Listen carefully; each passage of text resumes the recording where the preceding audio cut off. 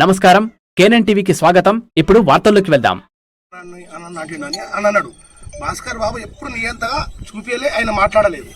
వీర్పూర్ మండలాన్ని నీకు అప్పచెప్తే వాళ్ళకి తెలియకుండా నియంత లెక్క నడిపించిన వాడు ఎవడు లేడు వీర్పూర్ మండలంలో.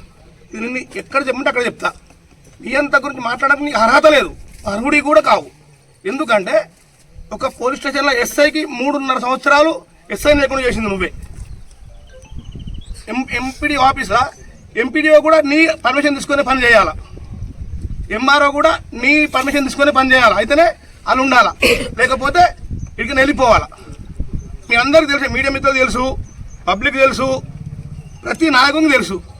ఇప్పుడు మా పొలాలకు పనికి రావాలంటే ఈయన చెప్తేనే పనికి పోవాలా, లేకపోతే పనికి పోవద్దు. నీ ఎంత గురించి మాట్లాడడానికి నువ్వు అర్హుడు ఎట్లయితావు? చెత్త మీద నాకు నువ్వు పక్క క్లారిటీ ఇవ్వాలా. భాస్కర్ బాబు నియంత్రణ కాదు, పక్క నియంత్రణ నిదర్శనం నువ్వు. దాని విషయం పక్కన పెట్టి బట్ట కాల్చి మంది మీద పడేస్తే కరెక్ట్ కాదు. ఇప్పుడు మా ప్రతి విషయం నిజాయితీ పని అంటావు కదా, ఒక నలుగురికి 4 లక్షలు ఇప్పించేదా నేనే సాక్ష్యం. మరి నువ్వెంత తీసుకున్నావు అట్లా పైసలు? దాని కూడా సమాధానం చెప్పాలా. నువ్వు నిజాయితీ పడడం దానికి చూపిస్తేనే కరెక్ట్. ఇట్లా నీకు నువ్వే పెట్టుకొని నేను ఇవాళ సత్యార్థం చెప్పుకోవద్దు. నీ గురించి ఇంకొకరు చెప్పాలా, నీకు నువ్వే చెప్పుకుంటావు. అది నాయకత్వ లక్షణం కాదు, అది నీ నాయకత్వమే కాదు. ఇప్పుడు నీ కింద ఎదిగిన కూడా నన్ను చూపించాను. నేను నీ దగ్గర నేను 6 సంవత్సరాలు పనిచేసిన, 3 ఎకరాలు అనిపించున్నాను పంచాయత్. ఓని కూడా ఏమన్నా చెప్పు. వాళ్ళు చెప్తున్నావు కదా నువ్వు, నేను అది చేసినా ఇది చేసినా అని.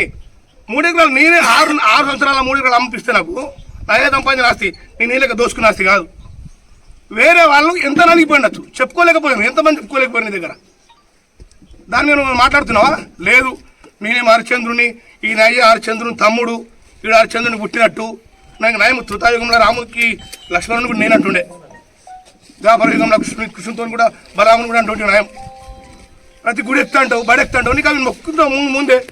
దేవుడా నేను తప్పు చేస్తున్నా, నీకు ఏదో వట్టిగా మొక్కుతున్నా, తప్పు నాదే, ఇంకా నాలుగు చూసుకో. గీదే నీ ధర్మము. నువ్వేం చేసినావు? ఒక 40 ఫీట్ల రోడ్డు పోస్తే 2.5 లక్షల బిల్లు పెట్టినావు. ఇదేనా ధర్మము? మా గుడి పైసలు ప్రతి ఇంటి కుటుంబం నుంచి 5,000, 10,000 తోసిన కాడికి ఇచ్చారు. ఒక్కొని పేరు లెక్కలా చూపారే. మేము లెక్కలు అడగపోతే 50 మంది తాగిపించుకొని మొన్న ఎంత 6 మంత్స్ కింద సార్ కలిసినాక లెక్కలు అడగపోతే గుళ్ళకు ఒక 50 మంది తాగిపించుకొని గుళ్ళకు మమ్మల్ని దాడి చేయడానికి తీసుకొచ్చినాం. మేము గుళ్ళో చెప్పినాం, బాబు లెక్కలు చెప్పకరా బాబు పోతామంటే మీరు వాళ్ళు అడిగేటోళ్ళు లెక్కలు గుద్దరేగిపోయింది. ఎవరు మీది? అన్న ఇన్ని కట్టిండు, అన్ని కట్టు ఇండ్ల కాడ. ఇప్పుడు ఇల్లు కడితే నువ్వు లాస్ అయినావు, ఓకే ఇల్లు ఒప్పుకుంటా. మరి నువ్వు ఎట్లా 10,000 ఇస్తున్నావు, నువ్వు ఎట్లా 20,000 ఇస్తున్నావు మందికి? లాస్ అయినట్టు లంగ్ అయిపోయి బర్వతలు కావాలా? అవునా కదా? మరి ఆస్తులు ఎట్లా పెడుతున్నాయి నీకు?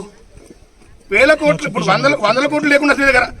ఇప్పుడు నీ దగ్గర అయితే ఉన్న కాడికి మంచిగా ఉన్నావు కదా, ఇప్పుడు లంగ్ ఎందుకు కాలే? మరి పసుపూర్ దేశం మనం రెస్పెక్ట్ అమ్మాయినా 700 ఎకరాలు అమ్ముకున్నాడు.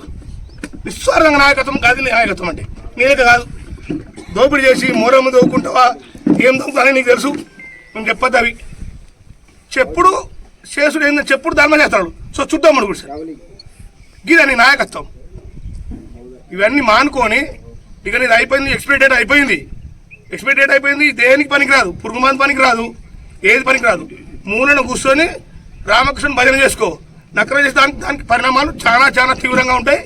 ఇప్పుడు మా గుడి మ్యాక్సిమం దగ్గర 27 లక్షల రూపాయలు మా ఉండి పైసలు తీసుకుపోయినావు.